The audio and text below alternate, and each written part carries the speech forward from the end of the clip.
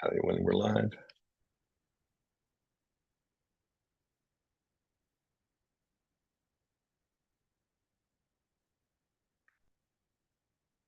And we are live.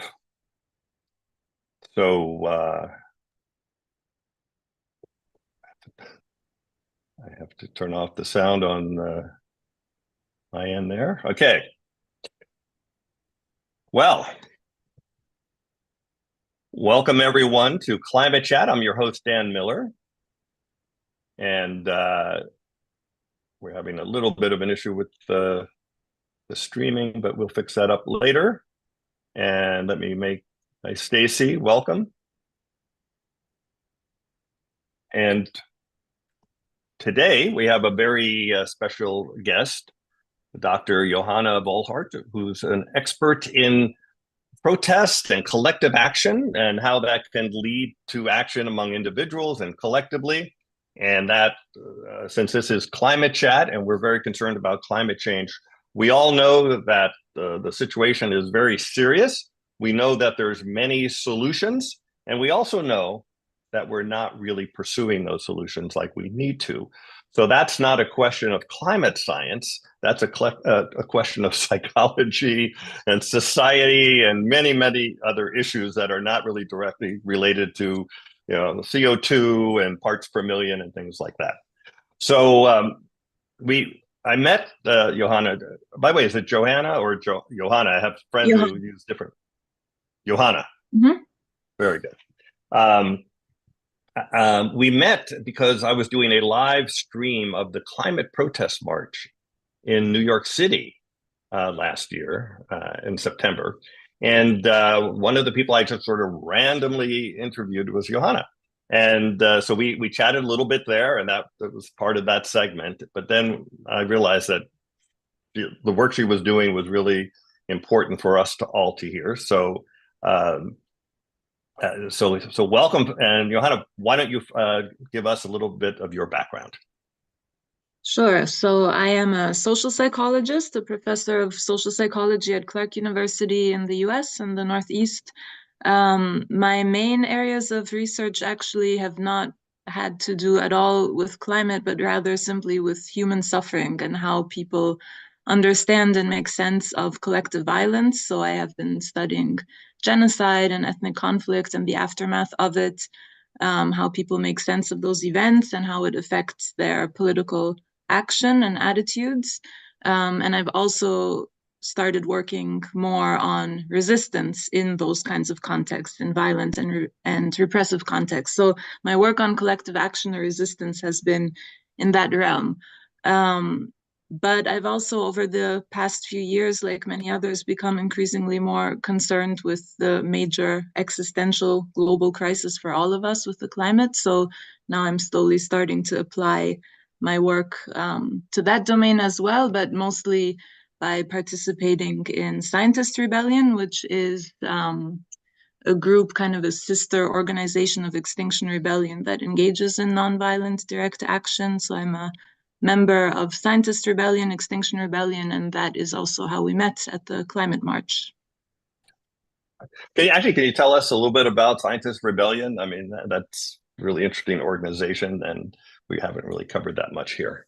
Yeah, absolutely. So anyone who identifies as an academic, as a scientist, as a researcher should check it out and join. We are a group of academics and scientists, so not just natural scientists, but also other academics and scientists who basically think that we have been writing papers and policy briefs and communicating our findings in the more traditional ways for so long without any real change, and that the urgency that we are in with the climate crisis calls for more disruptive forms of action, not just serving as advisors on boards and so on, but actually getting out of the labs and into the streets and becoming more involved with climate action ourselves. So it's a global group. It has, it's especially active, I would say, in, we're in the US, we're in Europe, we're in Africa and Latin America and many different countries, groups of scientists who also oftentimes work closely with other groups such as Extinction Rebellion or other kinds of more disruptive climate groups. And you're part of Extinction Rebellion as well, you mentioned. Yeah, to some extent. Yes, here in Boston. So that's as you just mentioned, a group that's doing civil disobedience and that type of thing. Mm-hmm. Of course, we're going to talk about one of the big questions. I guess, one of the really big questions that is being debated is that people see young people, especially, disrupting, blocking roads and things like that. And of course, when they don't do that, they don't get any coverage whatsoever. But when they do it, they get lots of coverage. But then people say, that's terrible, they're doing that. I'm for climate action, but I think that is wrong. And maybe we'll start with the big question. What works? Does that protest that gets people bothered, is that effective in getting people more engaged on climate or whatever the particular thing is being protested? Mm-hmm, exactly. And that's one of the big questions that social scientists can help address, and that we are seeing increasingly more tackled by political scientists, sociologists, also social psychologists, and especially the question of different tactics. So in general, a lot of the research in my field, in social psychology, but also in social movement studies more generally, has focused on what we sometimes call normative nonviolent protests. So the simple marches and demonstrations that have legal permission to happen and so on. So a lot of what we know about how to mobilize people, why people become involved in any kind of action, has focused on those types of protests, like the one we met at in New York. And so there people typically look at predictors like how much do you identify with the movement? Do you perceive a sense of grievance? Do you think that this protest will actually achieve change, will have a positive outcome? That's what we call collective efficacy. And then the role also of anger and moral outrage. So that's typically considered, at least in my field in social psychology, like the holy trifecta of what gets people to become involved in collective action and become engaged. And then there are some offshoots of that, people looking at how this all works when the protest is being repressed, because even if it is legal, there can still be police brutality against protesters. How does repression affect protest? How does it affect protest if people actually don't have a strong sense of efficacy because nothing what they do seems to work, given that collective efficacy has been defined as one of the main motivators of collective action? So there's a lot of work on those types of questions. And then now in more recent years, as we also see that protests are becoming increasingly more disruptive, as people are becoming more frustrated with the lack of simply the pace of change and what we need to do in order to prevent climate crisis, we're seeing more disruptive action. And so, of course, researchers are slowly starting to also examine that. So that's all just kind of as an introduction. We have, research on all of those different pieces of the puzzle.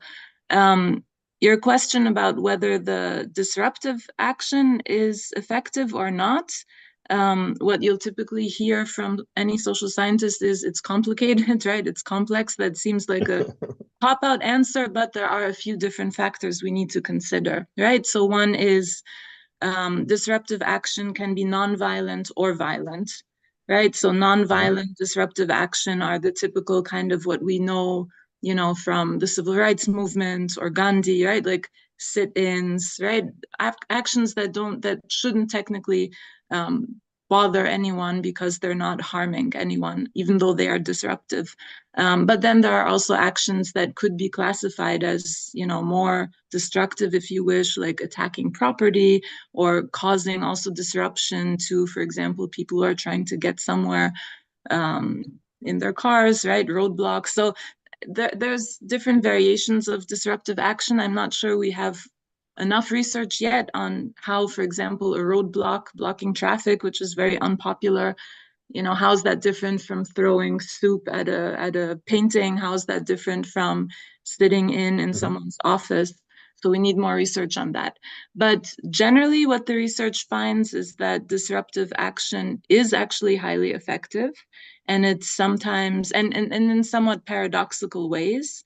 It also depends on whether we're looking at public support or whether we're looking at effects on policy change, right? So we can also differentiate Right. whether the action is getting more people mobilized and more people engaged in the broader movement, or if it is actually having the ultimate effect on policies.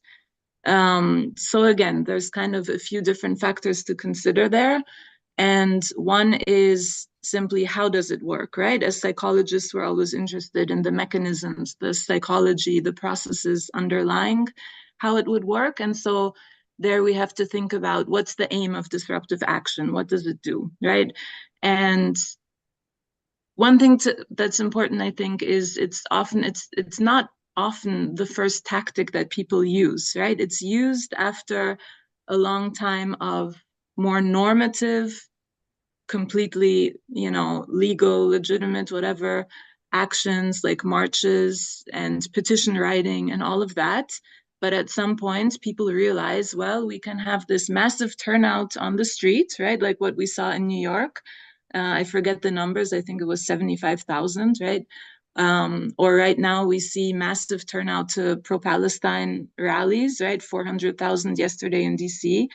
But after a while, and it's exciting to see, and there's a huge role for protest that we can talk about later perhaps, but also oftentimes the impression one may get as a protester engaging in these kinds of completely normative legal actions is that it's somehow tolerated by the government, all right? Like they let us protest in order for us to like vent and it's cathartic and we're out there and we're shouting together and it feels good. And it has also a bunch of other effects, like it conveys certain norms, it allows people to connect with each other, to get more information, to get connected to other people, just like we got connected at a protest, right? So there is a very important function of protests, but in terms of their efficiency or efficacy for policies, it's not so clear that they are actually having that. I think you're exactly right. I was at the New York protest like 5 years earlier, I think it was. It was one of the biggest protests in New York City history, hundreds of thousands of people, no coverage. Mm-hmm. The tomato soup on the painting got, what, 50 times more coverage than hundreds of thousands of people protesting in New York. Exactly. So I that's have to agree with everything you just said there. Right, exactly. And so again, there are many different factors involved. There's a lot more to say, but yes, one of the problems is, so as I already mentioned, one of the problems is, do the protests actually have an effect on policies, or is it just a way for, or is it something that governments may, tolerate just to give us an outlet, and then we go home and, are calmer and that's it. The other question is how much coverage do they get, as you said? And again, I mean, we see this also with the pro-Palestine rallies yesterday. There just wasn't as much coverage as we see of other types of events. And so that's one of the main reasons why activists then choose disruptive action as an additional tactic, oftentimes within a broader movement that also involves the kind of more normative, peaceful protests, but then it is oftentimes the smaller scale but more disruptive actions that will actually get media attention and then in turn will actually get people talking. And then, of course, hopefully the downstream consequence of getting people talking and getting more media attention may also be mobilization, right? That then people see, right, they start talking about it more, they start maybe they're not quite happy with those kinds of tactics. And actually a lot of research shows that yes, it's inspiring to some people, of course, who are fully on board and are in awe of the courage that people have, also oftentimes risking arrest, putting their bodies out there and so on. So it can excite and inspire some people, and that's how they may become mobilized to join. But actually, a lot of research shows that disruptive tactics are usually not popular for a number of reasons. People, we tend to support the status quo. We tend to support the things that are seen as normative. We don't like to right? Do things differently than what society does. So those are all kind of basic human tendencies among many, not all. And so oftentimes disruptive tactics are not popular, even if they're not actually disrupting people's own lives. I think that's still, again, a really important distinction, right? Like the street Sure. blockades versus throwing paint at a painting. I think it makes more sense, and there's been a lot of anger, right, with people getting out of their cars and dragging protesters, beating them up on the streets. In fact, recently when I had a small panel with climate activists who talked about their nonviolent disruptive action, and one of them said that they actually got more backlash from ordinary citizens than from police when they were doing street blockades because people are so angry, right? So it's oftentimes not popular. That being said, it can also raise support for more moderate tactics of the movement. And that's what social scientists have called the moderate flank hypothesis. And this works even among people who aren't actually sympathizers to then show more support for the policy demands, but kind of by supporting the more moderate folks within the movement. Because by contrast, all of a sudden, if you have people engaging in more radical tactics as part of this radical flank of the movement, then by contrast, what maybe used to be seen as radical or unreasonable, what is being demanded by moderates, all of a sudden seems more reasonable to support. So the presence of a radical flank can actually increase policy support even among people who were resisting those changes to begin with. And it can also drive among people who were sympathetic to the movement mobilization into more moderate, more normative corners of the movement, so to speak. So it has actually a positive effect on both supporters and non-supporters. And the work I'm referring to here is by a colleague, a social psychologist, Eric Schumann, who has looked into this, and also some others like Rob Willers. Okay.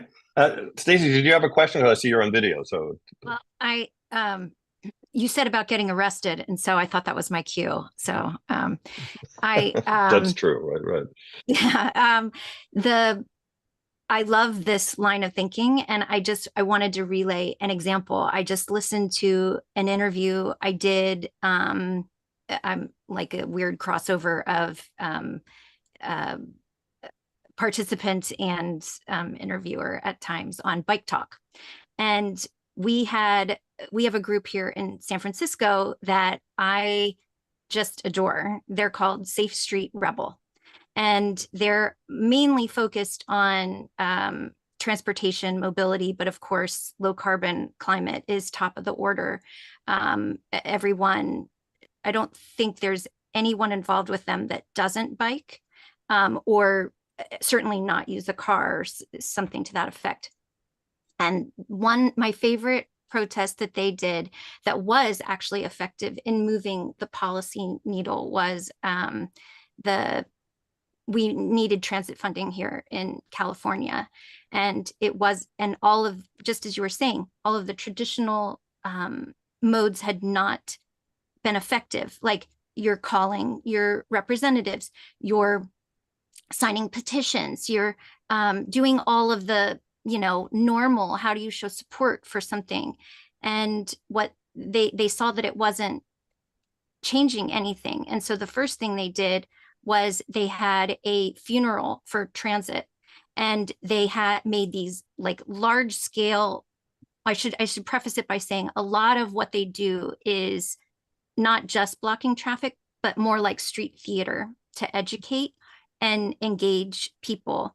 And so they made these large scale models of all of our local buses and trains and whatever, and they carried them to the steps of San Francisco City Hall. And it was publicized, it was covered by the media, which I think is also important, is engaging the media and having them present. It's a shame that didn't happen in New York. They even, government leaders showed up that were supportive of it to sort of lend credence to it. Still wasn't, it was very successful, but with among the public and getting the word out, but still hadn't moved the needle. So with very little time on the clock left for the legislature and the governor to act, they took those models a few days later or something, and they took them to the busiest intersection that we have, where the 101 highway dumps off into our main street, Market Street. And they blocked all the traffic. So this is an off-ramp of traffic, at rush hour. And they had the one news station sent a helicopter to cover it, so you could see the footage from above, which was really cool.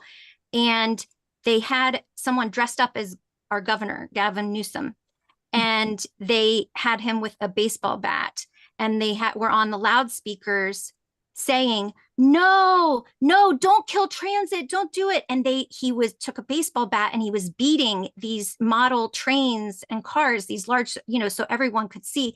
Meanwhile, people were flyering to the cars that were blocked, explaining what was going on, handing them the number to call. They generated 10,000 extra calls to Sacramento for this, and we got the funding. I mean, it was absolutely. Oh, that's great. That's kind of creative. There's different kind of creative things you can do that are not actually in between, I guess. That's creative but normative, I would say. We're being that disruptive, yeah, but it was getting. Street, and it also.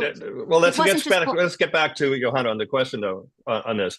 Are there things that are between violence and disruption and crazy acts? I don't know, stunts, I would call them. Has that been working? The yes men is one that comes to mind. Does that kind of not getting into the civil disobedience, stopping people from doing things, but just calling attention in an unusual way? Is there any studies of that? Yeah, again, I don't think we have enough research yet, because this is really like, when did all of this start to become more kind of present, right? It has only been a few years, and social scientists take a few years to conduct their studies, publish it, and so on. So I don't think we have yet a lot of research that compares different, like the whole range and scale of disruption. But I'm pretty sure we'll be seeing more of these types of studies as disruptive action also becomes more frequent. But yes, absolutely, it's important to look at the whole spectrum and differentiate whether, and civil disobedience, doesn't necessarily have to actually disrupt other citizens, right? It could also be simply risking arrest by chaining yourself to a government building, right? But then there's civil disobedience that does involve disrupting citizens. So I think that's also an important element, like who's being bothered and what effect does that have? And then there's the element of creativity that Stacey talked about and that also mentioned. And that is actually what has really fascinated me about, for example, Extinction Rebellion's work, like how creative the disruption is. And it isn't necessarily always risking arrest, right? So not all disruptive action has to be risking arrest. And that's important too, because obviously risking arrest and getting people tied up in the criminal legal system isn't always in our interest, right? And it has also different effects for different people depending on their backgrounds and life circumstances, right? So it's important to look at the tactics that have this effect of the shock effect of disruptive action that will create gathering media attention and getting people to talk about it, right? So I would say the more creative and unusual the tactic is, the more likely it will be to feed into that path of getting this all to work by gathering media attention and getting more people to talk about it and just have the issue on their minds. And, I think one criticism, and I would be really interested to see data on this, I don't think we have studies yet, in some of the disruptive, like the radical flank movements within the climate movement, like for example in Germany, Letzte Generation, like they repeatedly block traffic. So it has become predictable. And I think that predictability is a problem because everyone just kind of rolls their eyes, oh, they're doing that again. And it loses this element of like shock and interest. So I think it's also important, right, to see variation in tactics and surprises, because the surprises and the creativity will feed into this process of getting people's attention and getting the media and just everyone talking about it. I'd like you to go back to something you spoke about earlier, and I think this is a really key thing, is that you mentioned that there's protests that get people upset, right? And they don't like it and whatever. But that's not, I mean, the goal of the climate protest is not really to get people upset or not to get people upset, just to get policy change. So can you distinguish, you kind of covered it a little bit, but if you can distinguish between the idea of getting the public upset and getting policies to change, right?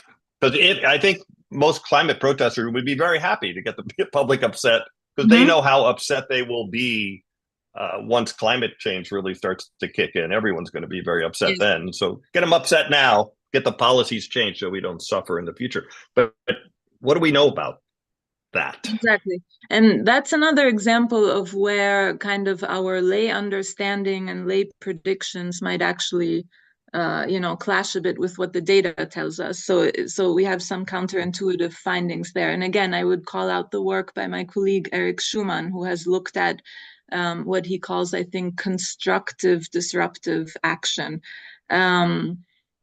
But in general, again, like disruptive action is rarely ever possible. I mean, unless it is maybe an extremely unpopular regime or something. But the freedom rides and the civil rights movement, or the sit-ins, which we now celebrate as an example of amazing, peaceful disobedience and important, and how important it was for social change.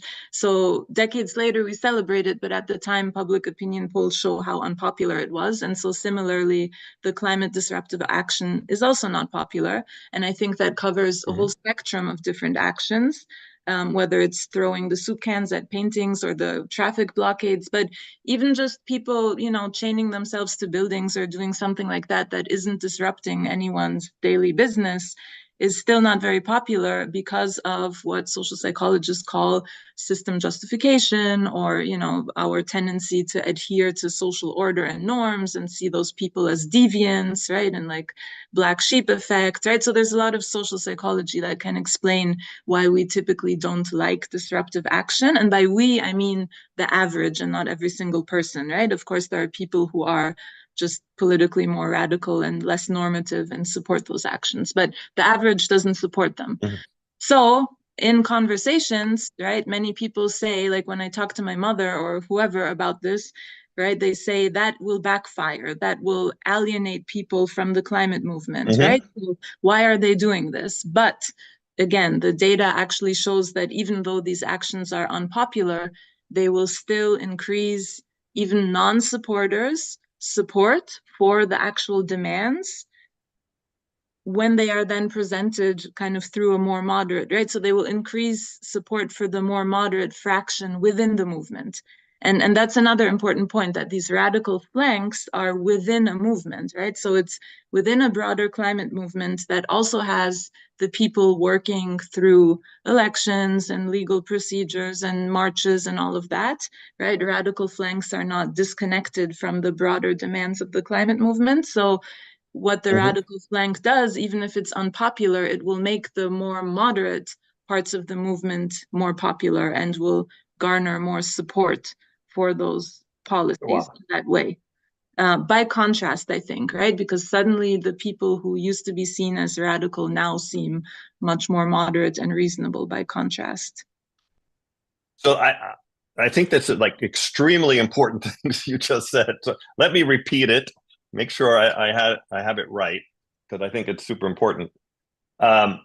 One, that even though your mom might say, "Hey, that's terrible that they threw the tomato soup on the painting, and it's horrible," you're going to lose support. You're going to lose support. First of all, that the data, and it's obviously, as you said, it's always very nuanced and very particular to the particular situation. But in general, it actually works. It gets more people engaged, number one. And the second thing you're saying, which I think is also super important, is that the really radical crazies make it much more, they enable the moderates to come in and get far more policy change, because now those moderates look sort of normal and it's like good cop, bad cop. Like you don't want to, the bad cop, you stay away from that guy, but talk to me and we'll get it done, right? And Right. so those two things, they kind of work together. But the bottom line is the radical protest that people don't like is actually effective in getting the job done of policy change. Yes, exactly. And there are a few other ways in which this works. So one, as I said, is kind of by contrast. It also shifts norms and shifts the so-called overtone window of what we actually talk about, right? So it brings the issues into the public discourse. We saw an example of this with the Black Lives Matter movement and the unpopular slogan of defund the police, right? But now it's much more normative and people talk about it. And so similarly in the climate movement, right? Things like fossil fuel, like just the jargon, the terminology, the demands will become much more in the public conscience through these kinds of more disruptive radical actions, because protests are easy to ignore, right? There's a march. If the media doesn't report on it, people can march, but no one actually, yes, we might see a headline or so, but it doesn't necessarily bring these issues into people's attention. But if there is something that really bothers us, right? Like, why are they doing this? That's so rude, or that's such an alienating tactic. But we still are then thinking about why, because humans want to make sense of things, right? So if we encounter something that we don't like, we still try to make sense of it. So it will still serve this purpose of getting the demands and the language and the terminology into the public discourse and shifting the norms around it. And as someone mentioned in the chat, there are many previous examples of this, including how Malcolm X, Martin Luther King, right, like different factions within the civil rights movement, more radical, more moderate, worked together in conjunction. So even though they may seem like, and people have disagreements, every movement has disagreements about tactics, right? But they actually oftentimes work in conjunction. Well, and speaking of the chat there, the question is, and I love the Overton window concept and talk about it a lot, but I think a lot of people listening might not know what that is. Can you tell us what the Overton window is? Oh, to be honest, I have not read in depth about it, but the general idea is simply what is seen as kind of the things that are okay to talk about, and how far do we go in the discourse, kind of what's the realm of acceptable discourse within society. And that will shift and have the more radical flank. Yeah, and the idea is to change ideas from going from, this is the order. It's like if you had a discussion of gay marriage in the 1700s, it didn't exist. The concept didn't exist. It was unthinkable. And it goes from unthinkable to radical, to acceptable, to sensible, to popular, to policy. So what we're trying to do is move ideas from currently, I guess, radical, and they're becoming acceptable, but they're not yet sensible, popular policy. So we have some work to do for climate action, is to move people, move those ideas into the center of the Overton window. Yes. Anyway, I think it's an important concept there that you brought up. Okay. I'm getting like different people. Well, I guess that was the question. So we talked about this. Talk a little bit about collective action, because I know that, and also what do you mean by collective action? Because I think that could mean different things, and how that fits into this discussion as well, besides protest. Yes. So collective action is a term that social psychologists like to use. I think in social movement studies, maybe they use the term protest a bit more, but generally collective action is a very broad term to just describe any kind of coordinated, organized action that a group uses in order to address a grievance they have or improve their situation, for example. So, there are different definitions, but it's basically about achieving a group goal collectively, right? So it doesn't necessarily have to be a progressive group goal. That's important to remember. There's also the reactionary right-wing collective action, right? And coordinated action can entail many different things. But what we tend to, what tends to come to mind, and what also most researchers study in the field, is simply, again, these protests and marches. But there's so much more that collective action entails, right? So, of course, there's all of the more kind of like inside tactics, like the petitions and going to meet your representatives and so on. Anything that is coordinated within a group with the goal of improving your group situation or obtaining your group goal is collective action. There are other forms of collective action that are more outside of the system, like prefigurative politics, where people say, forget about the system, we won't bring about change on that large scale right now, so let's change on a smaller scale. And then, they may move into communes, for example, and engage in more sustainable living practices together, right? That's a form of collective action. But then there are also the less normative forms that we just talked about, various forms of what we may call resistance. There's obviously also armed resistance. There is, more disruptive tactics, as we just discussed at length. So there's a full range of tactics within collective action. And it's important to keep in mind that, it's much more than just the marches and the protests that are kind of the prototype of collective action. Well, you just brought up the fact that, when we think of, we're talking about climate action here today, was a very progressive cause, but you also made the point that, there's people fighting for things that are not considered progressive.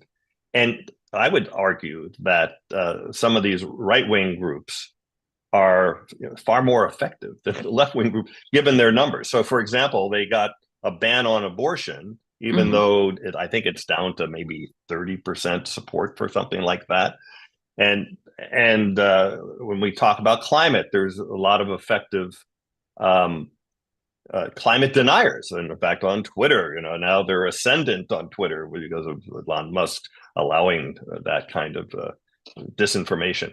So disinformation and all these other things, these are tools against climate action or maybe against other progressive causes. Why do you think the right-wing conservative groups with far fewer numbers have been so effective? And what can we learn in terms of climate action from the effectiveness of some of those other groups? I honestly am not sure I can answer that question very well, because I haven't focused my attention a lot. I haven't studied those movements very much. I mean, as you were listing examples, another example that came to mind is what some colleagues of mine refer to as elite collective action, right? The fact that the fossil fuel lobbyists and industry is also a form of collective action, where, of course, their effectiveness is rooted in power and capital and influence in politics, right? But it is also a form of collective action because they are serving their very narrow group goals, right? So, yeah, I'm not sure. I mean, I really, as I said, I haven't studied right-wing movements. There are colleagues who have. They focused a lot on also the role of grievance and grievance politics in mobilizing right-wing action. So in general, the model of collective action that we have in psychology takes grievance as a starting point, right? You won't engage in collective action if you don't have a sense of grievance about something. And then the idea is that grievance creates a sense of both identification, stronger identification with the cause and with the group, but also a sense of anger. And those are two strong predictors of when and why people will engage in collective action. I think, to be honest, left-wing, I mean, this is more just my observation rather than concrete studies and empirical data I have on this. But from my observation, the more progressive, more left-wing causes or movements tend to articulate their goals and their grievances oftentimes in somewhat abstract terms, right? It's about humanity and justice and equality, or 1.5 Celsius, right? Like, those are very abstract ideas that maybe aren't as mobilizing as the very kind of concrete grievances about people's, identity or well-being or their sense of entitlement that was undermined, right? That the right wing uses to mobilize, the sense of threat and fear. So I do sometimes wonder if, just thinking about how we articulate the goal of our movement, of the climate movement, if it is important to, not use the 1.5 Celsius, right, but just talk about more concrete issues, talk about human suffering, talk about, the injustice and kind of the grievance that we should all have against those in power who are risking our futures, or jeopardizing our livelihoods, our well-being. I think that might be perhaps more effective in mobilizing people through this psychological path of grievance and moral outrage and anger that are predictors of collective action. Well, this brings up an issue that we talk a lot about on Climate Chat over the years, actually, and that is the question of using fear as a mobilizing factor.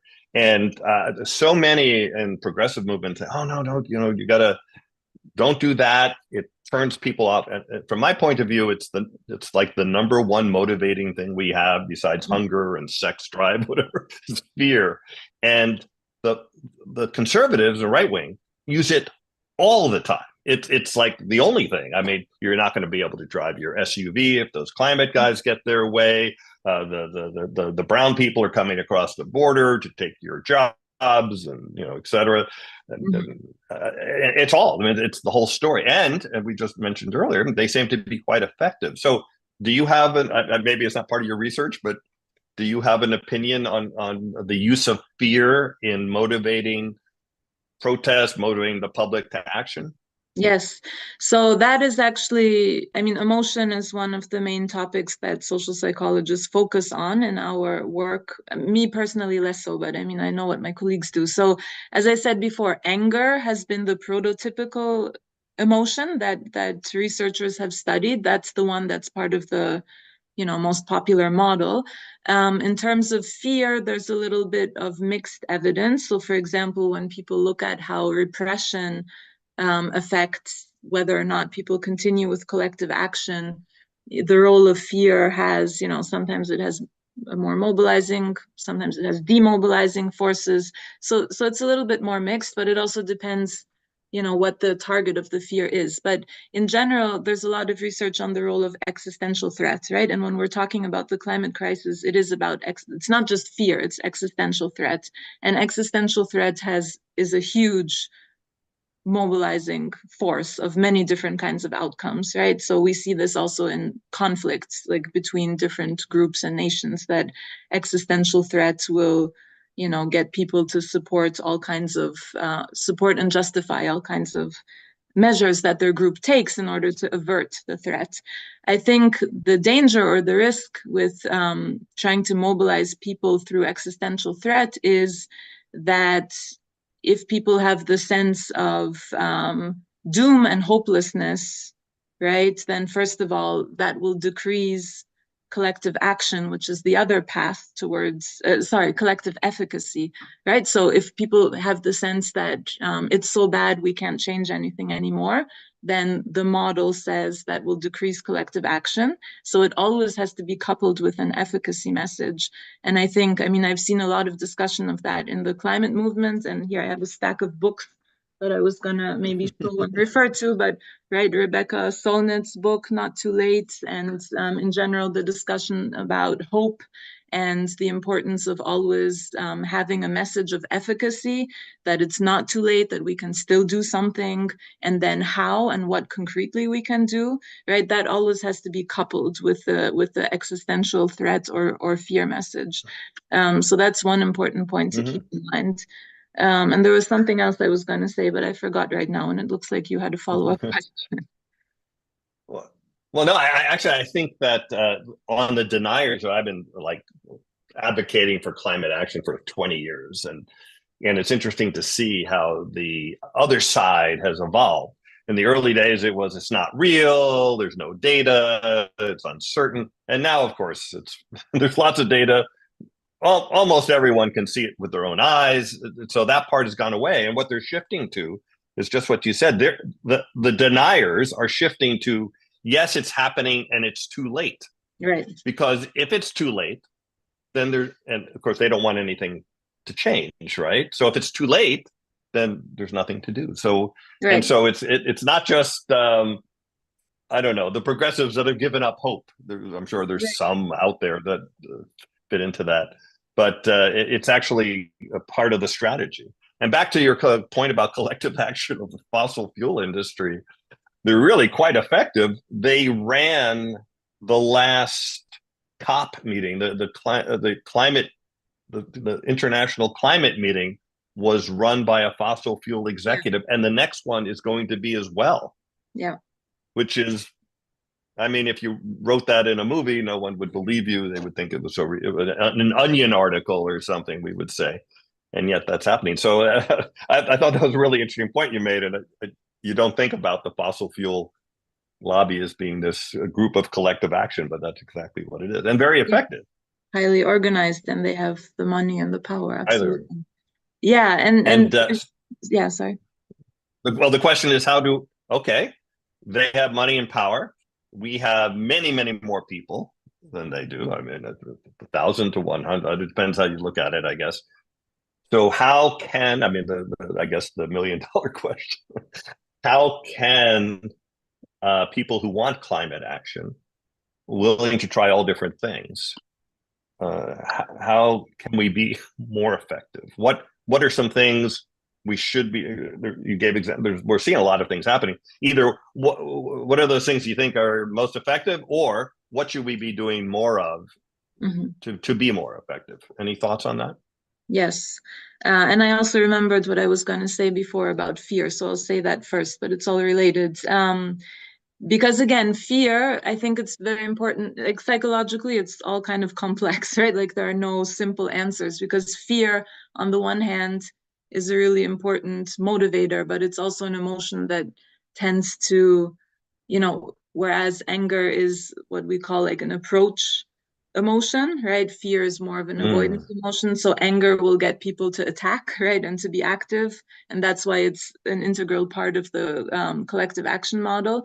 Whereas fear might tend people to cope in other ways. And coping is a really important term here, right? Because, and I can speak from personal experience, I mean, as I became more and more aware of, the climate crisis, kind of bad news and how bad it really is, my initial coping strategy was simply like this existential terror and threat led me to simply turn away from the news. And it wasn't that I was a climate denialist, I just couldn't deal with it, right, existentially. So for a while I deinstalled the Guardian app on my phone because the Guardian was just reporting too much terrifying news on climate, and I couldn't handle, like I just could not kind of confront this constant reminder of death and uncertainty and risk and so on, right? So it's really important to also keep in mind, in addition to demobilizing people with threat and fear because they feel like there's nothing else we can do anymore and it decreases efficacy, it's also possible that people will simply cope through avoidance, right? And even if they're not true climate deniers, but they just do not want to think about it because it's too terrifying. So that's another kind of powerful psychological force that we're up against. And this is why I think, again, these kinds of books, Not Too Late, right? Messaging that always combines the idea that, look, there is still so much more we can do and have to do. And this is exactly how you concretely can be involved, why that is so important to combat fear. But then, in terms of how to get more people involved, so I'm not sure if you discussed this previously in your various discussions, but in the realm of the social movement literature or resistance literature, there is important work by Erica Chenoweth. I don't know if you discussed this. This is another book I was going to show, Civil Resistance. Erica Chenoweth is a political scientist at Harvard. And she has studied nonviolent collective action and uprisings over, the past 200 years or so. And she has this work on, this is all based on empirical data of basically uprisings that were effective or not, right? And so first of all, they find that, that movements that use nonviolent tactics are more effective than violent movements, like nonviolent yet constructively disruptive action can be very effective, but she also talks about the importance of mass mobilization.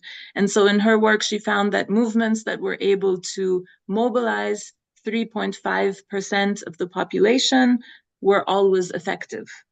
Always, were able to achieve at least some sort of change, right? And of course, there's always, academic critiques of the work and so on, but it's based on an analysis of, she has the whole appendix in the book, all of the like uprisings. What is the definition of engagement, though? Because in climate, if you do a poll and you ask who's concerned about climate and who wants action on climate, it's 60, 70%. Yes. Vast majority of people. But what does how does she define engagement? She's talking about, and again, I'll hold up the book in case people didn't see it. Civil disobedience. Civil resistance, yeah. She has also countless articles and other books, but this is a recent one that's very accessible. And this is people out on the street, right? And it's also not just like once, but for a sustained period. And that's really important because this is actually an argument that Dana Fisher, another book I can recommend that I just finished reading also in preparation for this talk and because I just got it in the mail.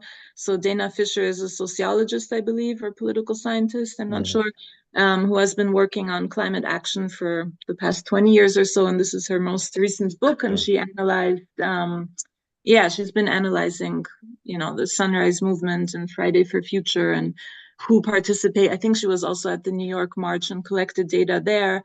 And interviews a bunch of activists. But one point that she also makes in her book is in this time of mobilization through social media, right, where people can just very quickly be mobilized to attend a protest, there's also much less like bonds within organizations or people who might just show up once to a protest but then go home. Right, so we have this phenomenon that, yes, there's like massive mobilization. You can very quickly bring a lot of people out on the street. But then what, right? And if we don't have these more traditional forms of organizing, and there's a difference between activists and organizers, right? And here, another book in my pile that I wanted to give a shout out to is by Kelly Hayes and Marianne Kaba. These are actually abolitionist organizers, but I think also involved in some climate work. Let This Radicalize You. So this is basically a handbook for organizers, and they make the important also distinction between long-term organizing, short-term activists, right? So to come back to your question, Erica Chenoweth's book is talking about like a little bit more sustained action, right? Where people are out on the streets repeatedly. For example, when we think about how, in the 1990s in Eastern Germany, right, how systems were changed, people would come every Monday, for example, I think in Germany, out for a demonstration, right? So it's not just a one-time protest, it's sustained action. And that's, of course, difficult to do. And so, I think your question was, how do we get more people out on the streets, right? Or involved in the movement? Obviously, how do we get policy changed? Because climate is kind of unique. I mean, you can cut your emissions to zero, and it's not going to have any impact on the overall world unless we get everyone to cut so we need policy action. That's the goal. But as you're saying, if we can get 3.5%, which seems like very doable for climate, I would think, of sustained engagement of people. Yeah. But how do we do that? How do we beat the folks who have far fewer people supporting them and being more effective somehow? Right. Money and power helps, of course, but what are some of the ideas you think? Right. Well, and again, I mean, the starting point for collective action is grievance and anger and outrage, right? So, and Dana Fisher in her book also argues that as we see more of these climate shocks, right, as we see more people's houses getting destroyed by floods and hurricanes, or just, right, that people are getting the effects more viscerally and more personally, we will likely also see more engagement, but also more disruptive tactics. And that's important too, because, and there's a little bit of a, I mean, Chenoweth is really talking about marches and protests and 3.5% of people out on the street, right? But then other work says, well, those marches aren't really always all that effective because people come and show up, but then they leave, and right, politicians may say, yeah, fine, protest, but we're still not going to change anything. And that's where the disruptive tactics come in, right? Because again, A lot of the literature suggests that it is actually the more disruptive tactics that will push the needle in terms of policy change, either because it's simply too annoying to ignore, right? Like the disruption is kind of too consistent and it becomes an issue that politicians and policymakers need to deal with. That's one route. Or all of the other processes we discussed previously, like also mobilizing more people to come out to the marches at the same time, getting it more into media attention and getting more people, right? So it works together. We need the disruptive tactics within the movement, but the disruptive tactics will also feed into mobilization for more conventional marches and things like that. But psychologically, a key component is outrage. People need to be morally outraged what is happening and how their futures are being jeopardized and gambled away, and how we are all at risk because of the actions of a few of those in power. Well, I think that's good, and I think you used a good term, but I'm going to have to be more careful when I say fear. I do mean fear to generate anger, and I personally view. I mean, I get angry at deniers, especially early on, and been doing this for a very, very long time. And I actually had a chance to debate online this guy who was, you've heard that the fossil fuel companies hired the same people that the tobacco industry used to spread disinformation, and not the same kind of people, the very specific same people, the same group, the George C. Marshall Institute. And while the guy I was talking, he was the president of that. And now he wasn't the original ones because the other guy died, but he essentially was the guy behind the fossil fuel disinformation campaign. And I viewed him, and this doesn't me personally, I viewed him as someone who was trying to kill my children. I mean, this is what is happening, right? I mean, they are destroying the world for our children. And that gets you angry. And so when I keep talking about fear, but I do agree with you that really the emotion that we want to engender in people is a very, very appropriate, real thing that should be true, is you should be angry. Yes. That we're not doing what we need to do. Yes. Yeah, so anger is one, and then moral outrage, right? And that is, by the way, also, I forgot to mention this earlier, but moral outrage is also one of the psychological processes through which the more disruptive tactics that are repressed might also work, right? Because oftentimes the nonviolent civil disobedience is actually based on the assumption that there will be repression, right? That people will be arrested, that the state will intervene. And then one way in which this could work, although it doesn't always work that way, because, especially more conservative people tend to kind of demonize and delegitimize social deviance. But if people see that there is, right, here's this group of people who are, rightfully outraged about how those in power are gambling away our future, and so they're, sitting in and blockading.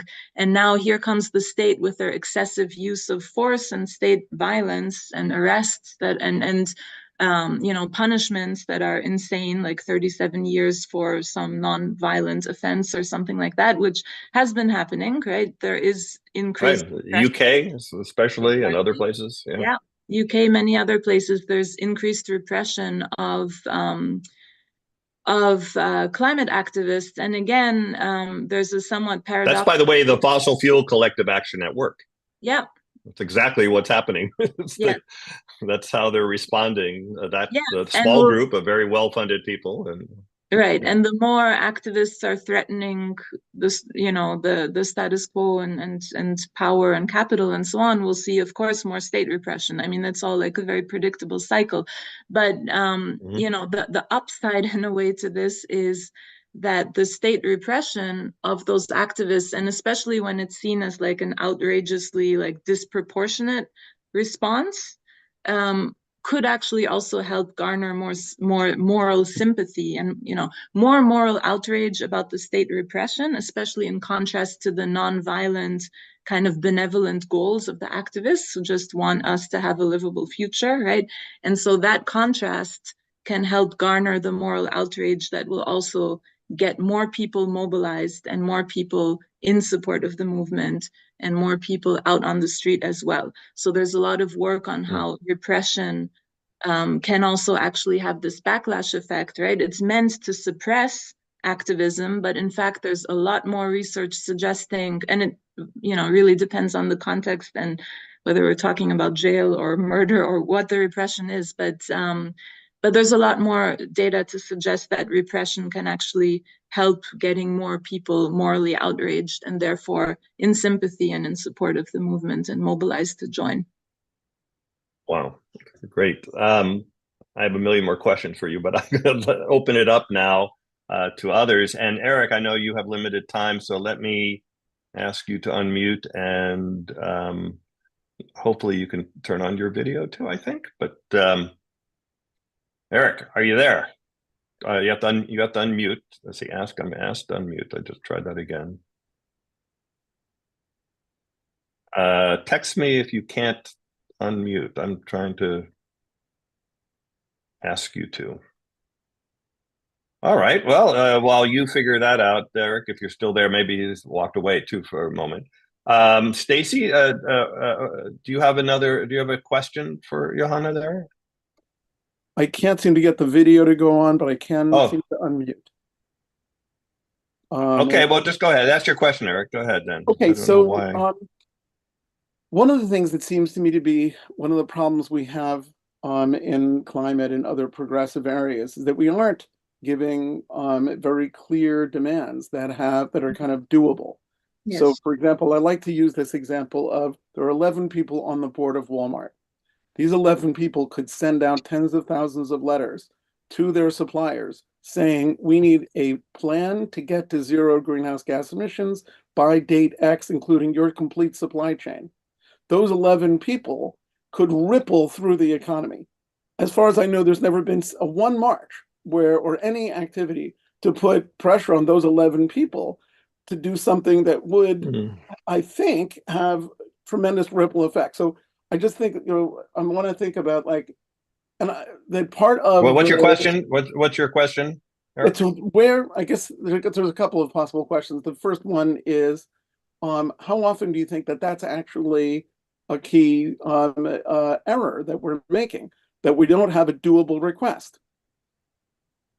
Yeah, I mean, I don't know. I haven't studied all of the demands and requests, and I can think of many examples locally where there are very concrete, targeted actions to just stop a certain power plant, right? Or here in Boston, I'm part of the Extinction Rebellion stand out in front of the State House, where we're simply asking the governor to pass legislation where new fossil fuel infrastructures wouldn't be allowed. And then we have a very concrete list of here are the projects that, shouldn't be allowed to continue. So, but as I said before, I think the movement as a whole often tends to frame the demands in somewhat abstract terms, right? Or even focus on issues like 1.5 Celsius, which many people don't actually know concretely. I mean, unless you really study the issue, what that means. So, and given what we know about the importance of these concrete grievances and mobilizing collective action, I think, yes, the more concretely we can articulate the demand and the grievance, and especially if it then leads to moral outrage, the better. Great. By the way, if you do have questions for Johanna, please do raise your hand now. That's a good time. And then I did make it, let me just make it for everyone here that you can unmute yourself, but please only unmute yourself and come on video when I call on you. And Dr. Brian, please go ahead. Dr. Brian. Dr. Brian, you're there. You're raising your hand and you should, I'll ask you to unmute. Maybe I still have to do that. And I can ask you to start video. Let's see. Try both of those. You should be able to go. Okay, well, we're seeing what's going on with Dr. Brian there. Let's see, I'm going to check my security settings. Everything should be okay now. I don't know. Brian, you should be good to go. All right. Eli, do you have a question for Johanna? Yeah, so more a comment. I just want to say I really liked your talk. and agree with many points that you made. I have a little bit of a background in organizing in different or activism in different areas. So as Dan mentioned, the last COP was run by a fossil fuel executive essentially, and so will the next one be. Um, it seems to me that if we could, and other things could be combined with this, it would really be advantageous to organize something like an alternative COP meeting beforehand of activists from around the world, and including especially climate scientists, hopefully towards the end of their career, so they're not so much worried about future grant funding, to generate an alternative action plan that can be presented as a demand to the actual COP meeting. And I mean, this is something that, we should have been starting the groundwork for this a year ago, honestly. But here we are. And otherwise, at least in terms of what comes out of this meeting, we're just watching a slow motion train wreck. The other thing is that this organizing. What's your question? Would dovetail. I'll try to get to one.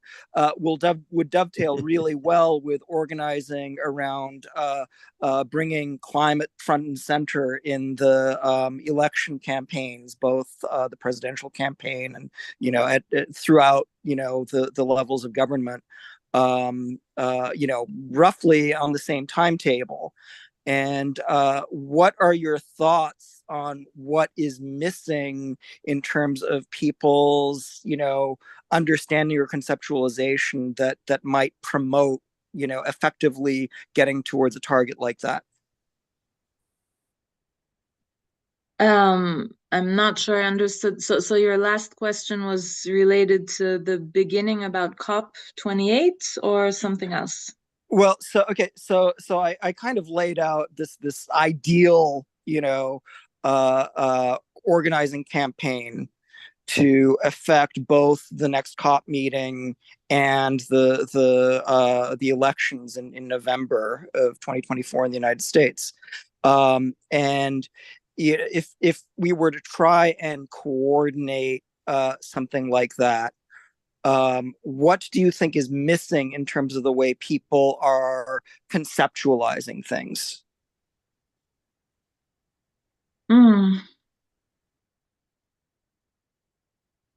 Yeah, I mean, one comment just about COP28. I think there have been, I know that Scientist Rebellion was also part, less so in the US because we're more dispersed, but in many other countries there were, in Europe and some other countries in Europe and other places, they organized alternative events at the same time as COP28, not on, as large of a scale as initially planned because it was, but yes, that has definitely been part of the culture of organizing, I think, around COP28, right? To have these kinds of people assemblies and alternative COPs. What is missing? I mean, as a psychologist, there is this nice distinction that the Yale Climate Communication Group has between people, like on the one hand, there are the denialists, but then, and we can't really do much about them, I would say, in the moment, but then there's this whole category of people who are concerned, and then how to move them from being concerned to alarmed as well as activated, right? So that's the key piece. And I do think that there are, and it's through all kinds of misinformation campaigns and demobilization campaigns by fossil fuel lobbyists, or the focus on individual action as opposed to system change, right? But there are all these different ways in which people are also being cradled either into a sense of despair and it's too late, or a sense of really we still have time, and if we keep recycling, or so how many times have I heard people say, Like when I stand in front of the Boston State House with our Stop Fossil Fuel Infrastructure flyers and everything, they say, yeah, I support you. I bought an electric vehicle, or I have solar panels, right? So there's also this powerful demobilization of collective action through a focus on individual behaviors. And we're being cradled also to some extent, right, into this false sense of security that, like we are still here in a part of the world that won't be affected as much. And so I think there are also a lot of messages that just kind of go counter to getting people moved from aware to alarmed and mobilized. And I think the messaging really, and it's a complicated balance to strike, right? As we said before, because the fear can also easily tip into despair and hopelessness. So at the same time, we need to keep a sense of efficacy, but not as much efficacy and as much hope that will demobilize people because we think, it will affect the grandchildren, but not yet, right? So there's a lot of work to do, I think, around effective communication and messaging, which I know Dan mentioned before is also a focus of the conversation here. Yeah, absolutely. So now we're going to try Brian again. I think, Brian, you should be able to both get on video and microphone. Yeah, it's early here in Australia, so I'll stay on audio. But following up on Eric's suggestion, we could each buy one share of Walmart and show up at shareholder meetings. And actually, I'm not sure if we just raise the question or the request, each shareholder meeting to have the board, insist on zero carbon supply chain by, 2030, 2040. And I think that would be an interesting start. And, if necessary, there's the radical flank of disrupting shareholder meetings. It doesn't cost much to buy one share and show up at a shareholder meeting. And I would just wonder if there's a certain amount of civil action and possibly disobedience that would actually begin to exert pressure on those 11 board members. So I think it's a great idea and would love to embrace that or extend it, through these mechanisms. Well, I would suggest that we did interview on Clubhouse a while ago, so it's not available on YouTube. But Andy Bahar of As You Sow, so As You Sow, SOW.org, is a group that does exactly that. They buy a few shares of all the fossil fuel companies, and they do far more than just protests. They bring shareholder actions against the company to disclose their climate impact, and they were part of the group. They didn't do it on their own. That got climate activists onto the board of Exxon and Chevron, which is mind-blowing concept right there, by the way, that you could even do that. So yes, so if you are interested in that side of things, go check out asyousow.org, and I'll have to have Andy back on to talk about what they do, because there's a lot of effective work going on in that particular area of getting boards of big companies to do the right thing, although obviously not enough at this point. Any other questions for you, Johanna there? Stacy, or someone just Ariane. Ariane, please unmute and join us here. Okay. Am I here? Yes, and we see some stars. Yes, we can. So I just wanted to ask your guest, Dr. Vollhardt, if you're talking about system change, because it would seem to me that, like, even when the government with the Inflation Reduction Act gave out all those subsidies to the car companies, electric vehicle companies, that's still the very old way of thinking about things. First of all, you had to be of a certain income to even use those coupons, and it was still promoting cars. And so it's almost like, our regulators are just putting like a sort of a distracting, feel-good type way, radical system change. By the way, you're breaking up a little bit. public Can you get to your question? policy. It's a little hard to hear you. Public policy. So I'm wondering about public policy, and I'm wondering about systems change, including talking about capitalism as a system that's unsustainable, like cancerous growth. I'm wondering what the topics are, because sure, we can go to the shareholders meetings, but again, we're allowing them the control the market, and these are market-based or neoliberal solutions. They're not enough. So I'm just wondering how to take it to the next level. That's all. Yes, absolutely. And I think, as I said before, I agree with you that the focus on individual action is actually demobilizing collective action. And we know, I mean, Scientist Rebellion always has this slogan, the data is clear, right? Like we have a lot of data from economists, from climate scientists, right? Degrowth people. It's very clear that growth has to change, capitalism has to change, energy systems have to change, right? The change has to be systemic. And maybe 20 years ago, it was still possible to think that if we recycle enough and do those sorts of things, it will save us. But it's very clear that we need that systemic change, for which we need collective action, but also all of the other tactics working in conjunction. So yes, I absolutely agree with you. And there's always the real danger, I think, that some of these tactics can have this, right, just like the greenwashing effects and everything, it can cradle us into a sense of false security that if we just keep doing those individual actions, that will be sufficient. So we just need to keep raising it, keep bringing it up. And yeah, and also I was just reflecting a little bit more, Dan, on your question earlier about what we can learn from the right-wing movements, if we want to put it that way. And I do think that, anger, again, like this more, like the term populism has a negative connotation, right? But kind of a more populist sense of shared anger and outrage against the corporate, political, capitalist power structures that are screwing us over and, risking everyone's future for the interests and profits of a few.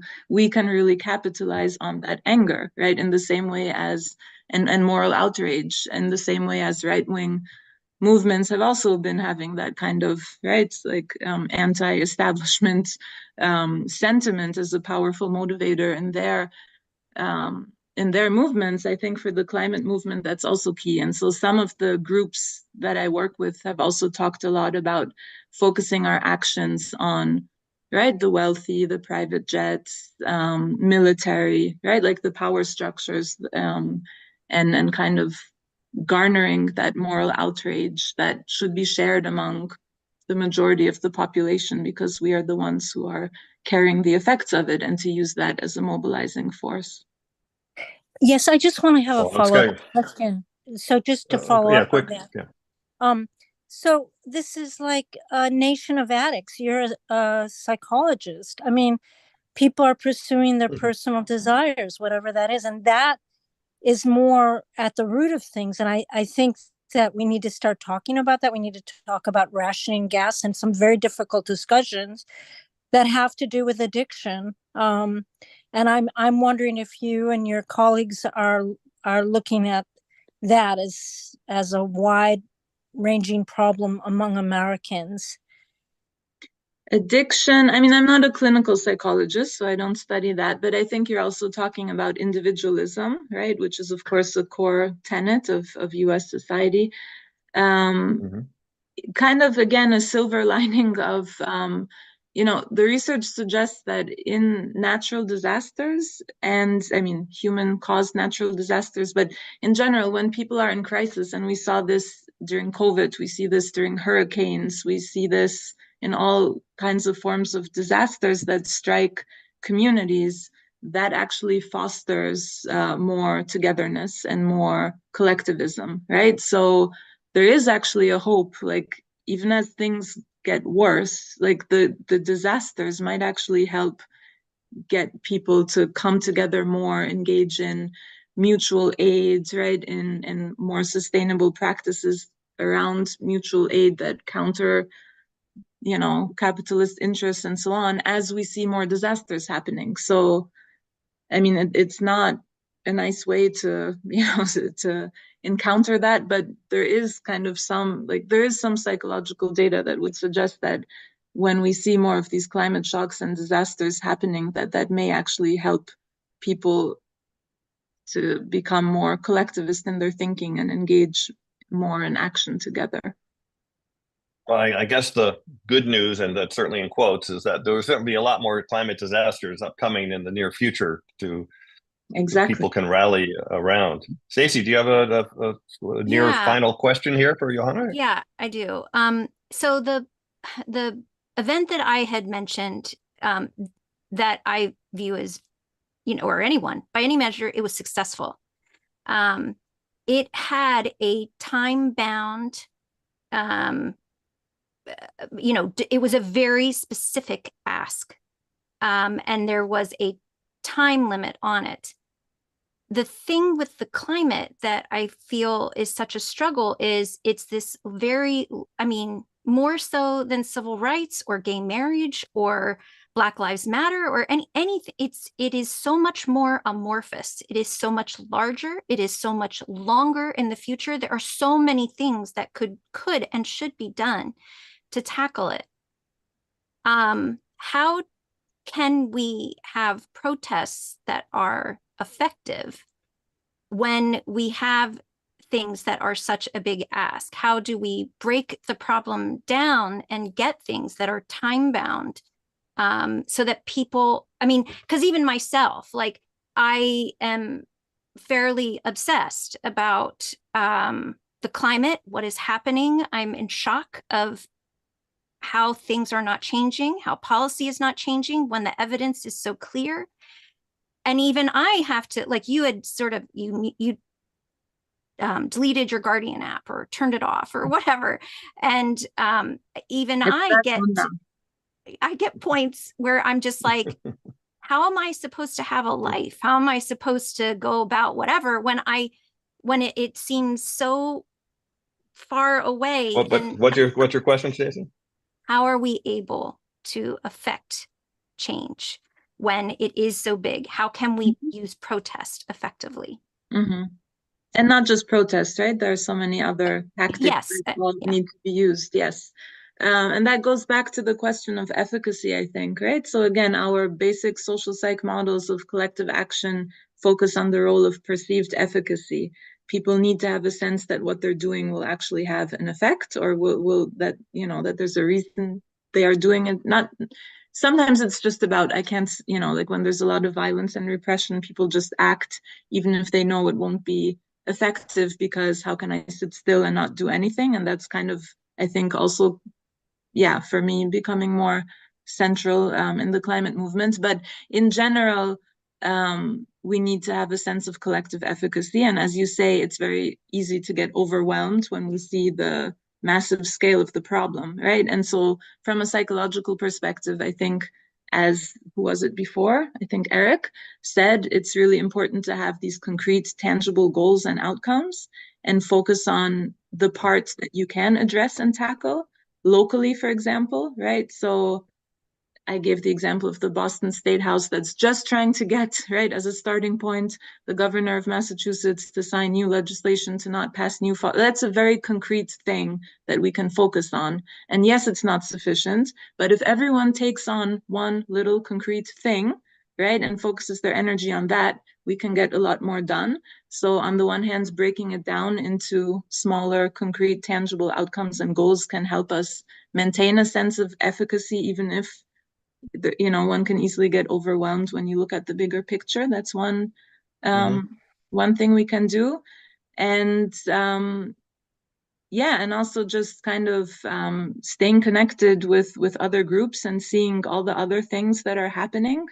To me personally, that's, that has been really helpful in maintaining a sense of hope, just as you become more involved in the climate movement and know about all the different actions that are happening and how many different groups are out there and how many local projects are happening, right? That also gives a sense of hope and efficacy as well. So communicating with others, being in touch with other actions that are happening, other movements. And then there was a third point that just escaped my mind. Okay. Okay, Comes but But so speaking of breaking it that, down, I can breaking tie it it down into and- actually Sorry. go ahead, Stacey. just being specific and tackling what you can and sticking with that thing is probably the best way versus trying to boil the ocean. Yes, focusing on one concrete thing at a time. And also now I remember what else I was going to say, which is, given the range of tactics that we discussed and the fact that all of it is important and all of it has its place, right? As Brian mentioned before, disrupting shareholder meetings, having protests, having disruptive actions within protests, like all of that has a place and it all works in conjunction. And as a psychologist, what we would also suggest is you need to also find an action that kind of fits your disposition, your personality, your skill set, right? So not everyone is the type of person who will go and participate in a street blockade. Not everyone is an effective organizer, right? So we need to use our skills and our dispositions and what we do best, and we need to plug in locally and find like the one role that is good for us and where we can be effective on a local level or on a global level, wherever it might be, right? But I think the message is there is a place for everyone in the climate movement. All tactics have a role and have a place. They all work in conjunction. And if we focus on what we can do concretely within that movement, as opposed to just how overwhelming it is, that can help us maintain a sense of efficacy. Thank you. Wow. Well, I think that's a great way to end. But I will point out that one thing that we did last week's interview was with Professor Peter Dickinson about the AMOC collapse. And the thing about which is the Atlantic Meridional Overturning Circulation, the Atlantic Ocean current, which is threatening to shut down, which will be the mother of all tipping points. The interesting thing about that, it's very specific and it's very much more limited in time than we originally thought. And that's one reason we're focused on it. For everyone listening, if you heard that last week, I did another interview with Peter with a much shorter version. I call it a lightning round version. And you can also find that on the Climate Chat homepage. Please subscribe to the channel and like this video so it gets spread to more people. Johanna, it was a really fascinating discussion. Can you maybe, Andrew, just tell us what kinds of things you're working on now in your research and what areas you're focused on right now?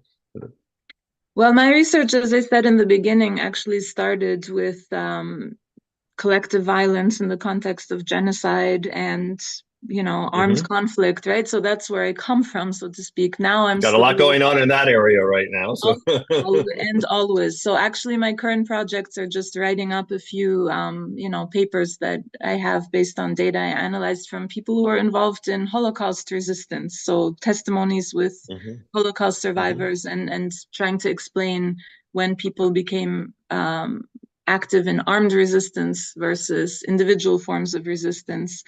And the one take-home message from that research for the climate movement is actually also perhaps counterintuitive, but it was often when people felt that they were going to die, and right, because they knew they were being deported, the scale of destruction in the camps and so on, that is what motivated them to take up arms and to become much more militant in their resistance, right? So again, even the sense of severe kind of hopelessness that we may feel when we think about the scale of the climate crisis and the existential threat might actually have this effect of mobilizing some people because they feel that we have to do something, right? We cannot just let this all happen to us without agency. We need to participate. So that's what I've been working on, but slowly shifting to think about how I can study the present and the climate movement more, but definitely informed by what I see in those other kinds of existential violent contexts in terms of resistance. Oh. And if you're interested in Johanna's work on that, there's a link to her homepage at Clark University. And so go hit that link and you can see what she's working on there and get in contact with her if you'd like. Thank you so much for a really fascinating discussion. And I've learned a lot. I think we talk a lot about climate science and it's important to really understand that. But my feeling that we know all we need to know. We also know all about the solutions that we need to know. But what we haven't figured out yet is the part we're talking about today, which is how do we get people get engaged and instead of choosing to fail, to choose to succeed. So anyway, thank you for your insight on that. I think you've really helped me think about it in different ways, and the others are listening here to you. So thanks again, and thank you everyone for joining Climate Chat. Again, subscribe and hit the like button, and we do these every Sunday at 10 a.m. Pacific time, and we'll see you next time. Thanks a lot. Do we have a topic for next time? No, not yet. So, okay, thanks, Johanna. Thank you for having me. I enjoyed